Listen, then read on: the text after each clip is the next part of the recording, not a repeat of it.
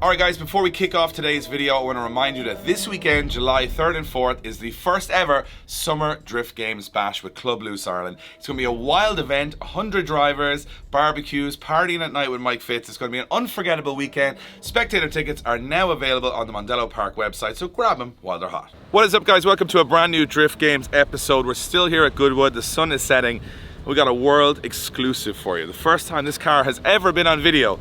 Now that's a big statement, but it's a very special car. It's a car that also makes my car look really boring. It's this.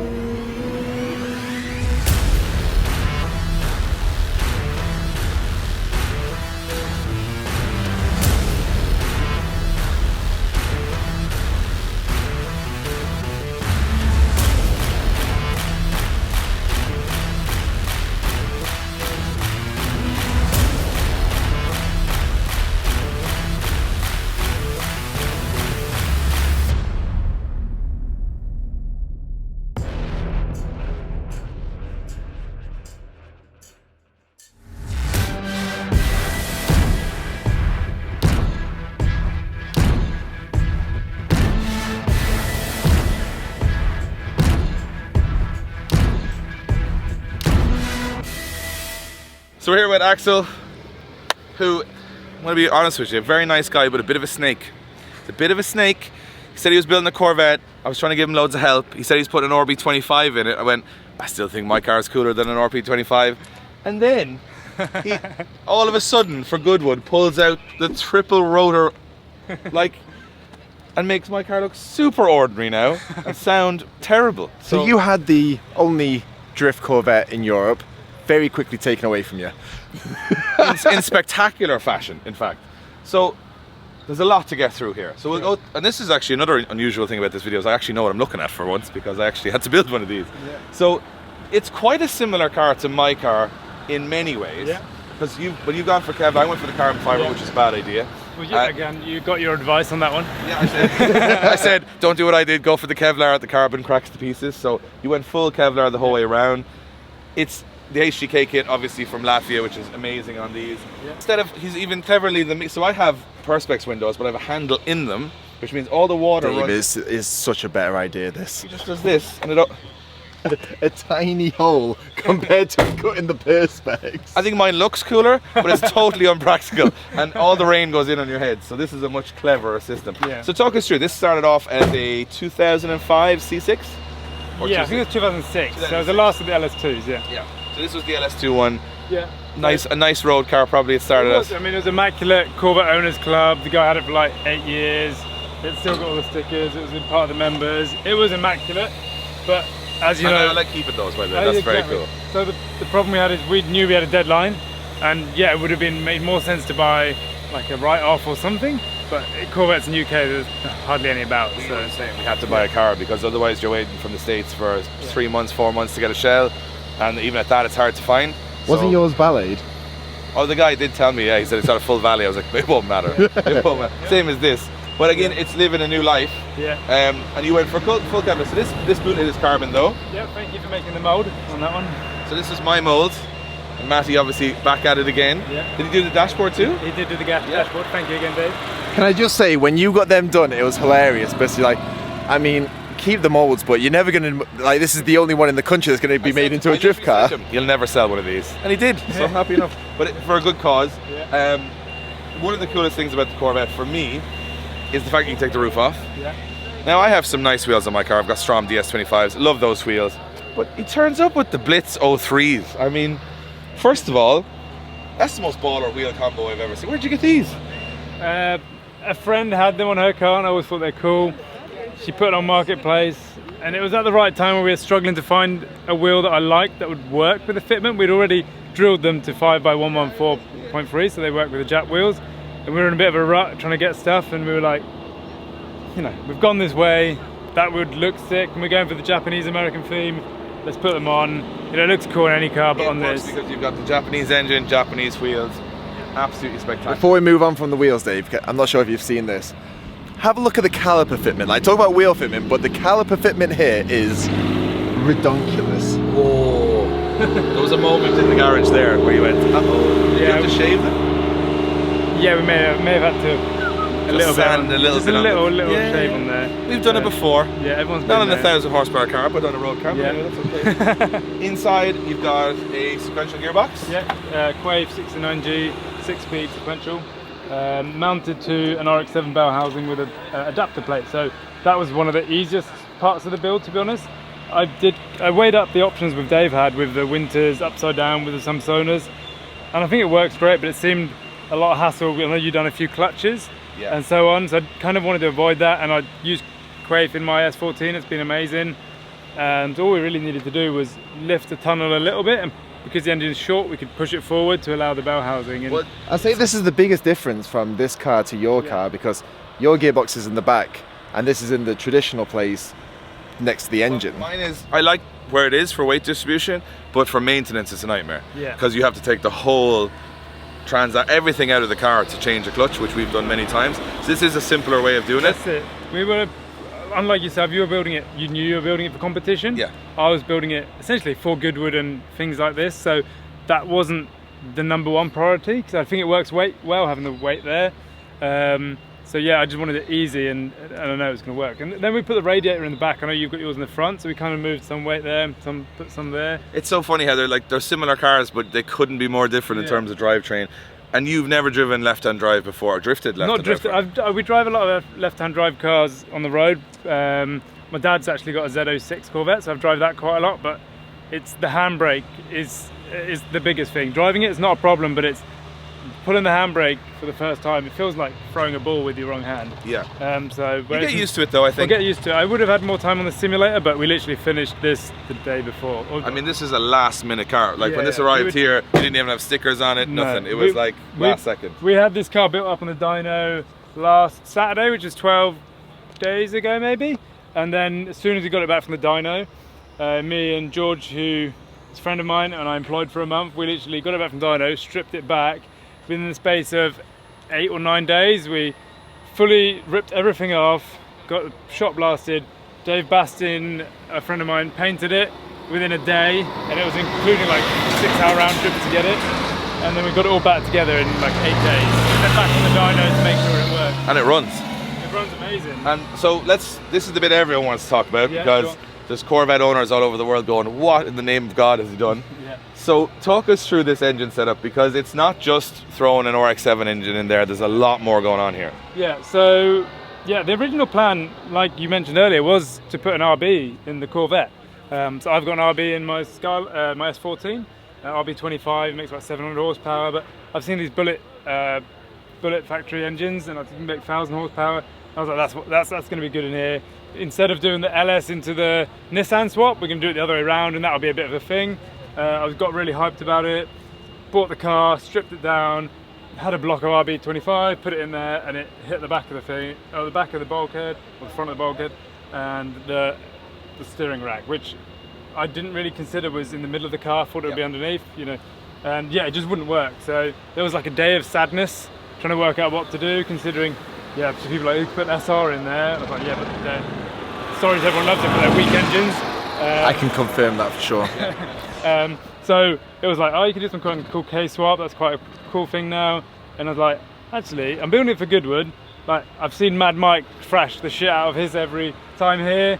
And I was like, I don't think they're as unreliable as people say. And I called up PPRE, who build their engines. Gareth, who runs that business, the most relaxed guy in the world, talked me through it. And yeah, I said, this is what we want. And he put a package together. And it turned up in a little box, you know, 2.5 months later. And yeah, then we just had the job of plugging it in. Went to Walton Motorsport, they made a custom manifold for it. We dropped the car off with the engine in there, I think it was a day and a half after it arrived in the country. And yeah, they did that, and then yeah, we just pieced bits. We had to build the alternator and the dry pump brackets. That's probably the scariest part of the build. This is all very, very yeah, interesting. This is all customs. This is something like, you know, even like these little brackets we designed, had cut. Are they all laser cut out? Yeah, so we did the little rotary design. That's cool. It's a little touches, but I suppose when you're going this far, you might as well do it right. That's it. My thought was I could spend the same amount of money on building like a S15, or I could spend the same amount of money building this, and just spend that little bit. Maybe it's probably, yeah, you spend that little bit more, but make it something that you can just stand back and be, wow, I'm proud of this. And yeah. I'm going to do it once. I'm not going to build something else like this. It's ruined me. And almost I get that a lot on this channel. This is the only one I'll ever build. Yeah. Well, that's what we said as well. To be honest, if it had an LS3, don't get me wrong, I love my engine, but you wouldn't get so many people just stopping and looking into the car like they just do, because they look and they go, what the hell is that? Yeah, and it's kind of this recurring theme. I'm sat in the car and it's running, and you see people in the distance, they're looking at it, a really confused face, and they're like, and then after a while they get kind of, they can't work it out, it's a weird cam, must be a cam in there, and they walk over and they just go, you see as soon as they clock it, they smile and they're like, just nod, and you're like, yeah, nobody can hate on this, everyone loves a Rotary. Yes. Most people love them when they don't own them, so we hope for the best for you. But I think, look, you've gone to the nth degree with this, so it's not like you've just thrown a second-hand motor in there. It's everything. And I mean, to be honest, when it comes to Rotaries, when I look into the engine bays, there's certain parts I understand, and then there's a lot going on that I'm going, where is this going to? Where is that going over there? So it's an interesting engine to look at. It is, and it's very, very good for weight distribution because it's small, it's very low mounted in the so car. low down. The LS engine is actually a really small engine. It's quite light as well. Everyone thinks V8 big, it's heavy, but it's not. So I think the RB is, you know, that's such a heavy engine we were going to put in, but this is lighter than the LS. Have you weighed the car We yet? haven't yet, and I know I can look back on your weight on one of your videos, and we've got a weigh bridge next to work, but so I'm going to do that as soon as I get back, and it'll be really interesting to see. Yeah, because I think you're probably going to do, 100, 150 kilos lighter than Maybe. me. I mean, he's got a big heavy turbo, and we put a bit. You went quite big on your tube in the cage as well, like so we put a lot of weight back in there. So yeah, it'll be really interesting. It will be interesting because I mean, and the other thing is, it's interesting how it'll drive because the weight's so low that it should handle very, very well. Yeah. I mean, I think with Corvettes they take a little bit of a lot of people say they're the S body, blah blah blah. I don't believe any of that because I've had both. I think that's for people who've never driven S bodies. But once you get them set up right, they actually work very, very well. But they just work a little differently than a normal car. I'm certainly finding that. Obviously, this was finished like this morning. I went up the top of the hill yesterday. Goodwood were kind enough to let me do a few like figure of eights to kind of feel it, and yeah, it works. But the first run was my first run in the car, and this thing's pretty narrow and Very narrow. In front of like 50,000 people or something. Yeah. So to be fair to Axel, big props for one, building a car, bringing it to Goodwood in front of all these people. He's never tested it, and then also not only that, but it's not like an LS3 Corvette, so it's kind of all going to work anyway. It's like I would find the power delivery so unusual from this compared to mine because all that low down torque on a V8, but this has probably got to get going a bit. It has got quite a good torque there. I mean, it's not far dissimilar to what I have in my RB, I'd say.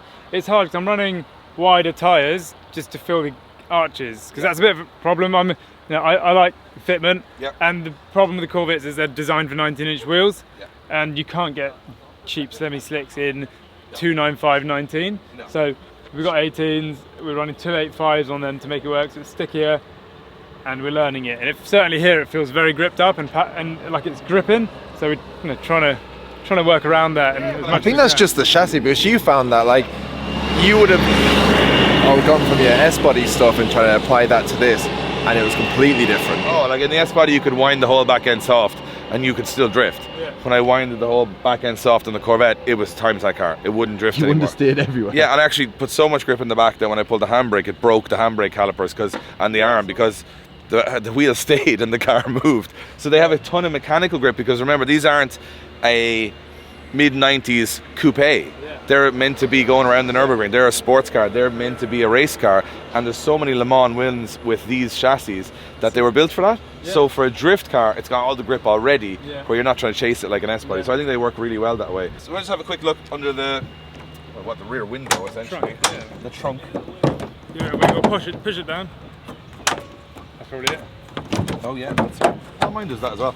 So what you need to do, right, is you need to absolutely back it into a concrete wall. So everything on the back is a little bit bent, and that's what mine does. Nothing opens properly anymore. We had it fitting. We did it like you did originally. We kept this standard trim, running the whole. We had standard arches, and then I got to the point like, why in the first place I cheaped out. I didn't buy the bulkhead, and then it got more expensive. It got better, and it got to the point of I just need to buy those bits to make it a full carbon Kevlar. So like last minute, we decided to throw ourselves a curveball and add all this, so then we ruined everything that we'd set up with the aero catches. So they were like done on the day of leaving to Goodwood, trying to find a way to like mount the aero catches with bars mending down. Oh, no, I don't remember. I saw you guys actually putting this on this today. morning, yeah. So this is really last minute. So this is similar to my setup except for the rad in the back. Yeah. which is probably, and the cage actually looks very, very similar. Very similar. It's, and again, you're running a different quick change than I have, but same kind of thing. Yeah. Just mounted a little bit differently. Did you make all the brackets for that as the same brackets? So that's quite a good story actually. So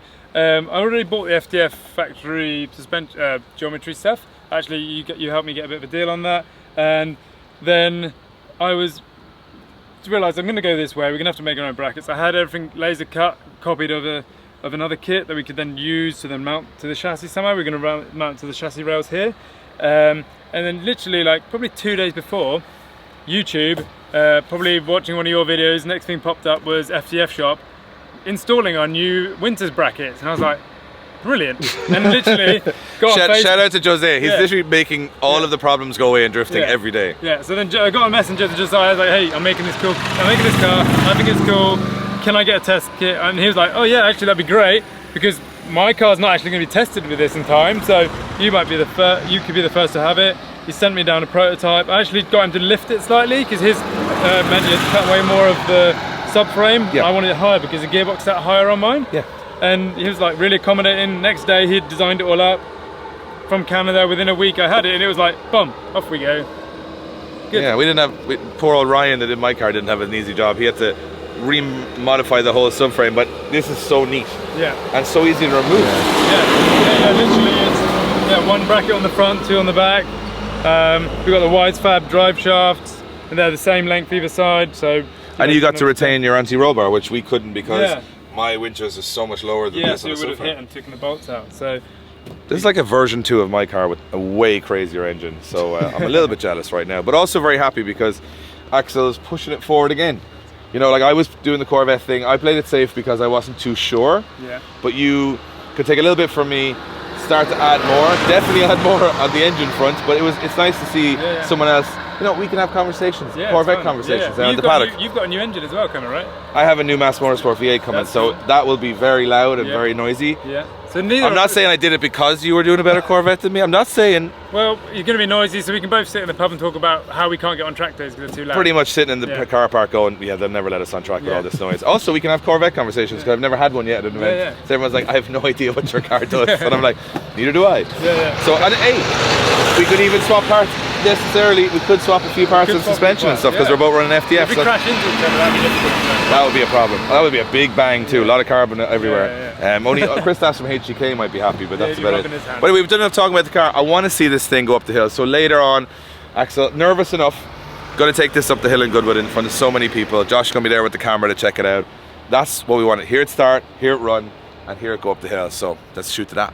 Have you been looking outside at your car lately and thinking, I need an upgrade? Well, I'm going to send you somewhere very special, to morefieldmotors.ie. They've got amazing stuff like this in every specification, a huge range. If you want an SUV, you want a performance car, you want something practical, they can hook you up and they can even source it if they don't have it. They offer full finance. They have a beautiful showroom where you can come in out of the elements and actually check the cars out properly. Tell them I sent you and you're going to pick yourself up a very nice machine.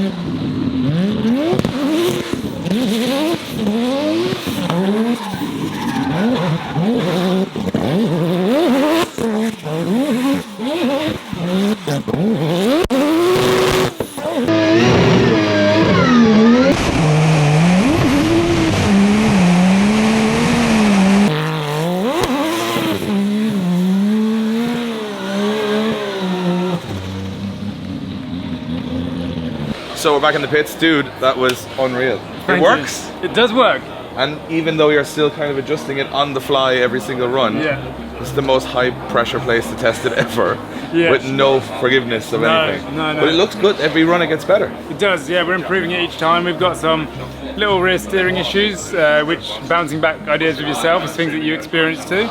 And now I'm learning some things that he's experiencing today that I'm going to go straight back and change on mine. So finally we have Corvette friends that we can actually discuss things with. Corvette conversation. Yeah, and not just in the middle of the night trying to text Matt Field going, Yeah. are you up? Are you up? So this is great. We can actually exchange notes because we're pretty much the same suspension setup. And now the plan will be to at some point get the two of them on track together, which will be very cool for some photos from the V8 to the Rotary to all the styling. It'll be very, very cool. Well, thanks for showing us around the car. We've had a blast watching it go up the hill in this episode. We hope you guys have enjoyed the world's first Rotary Corvette.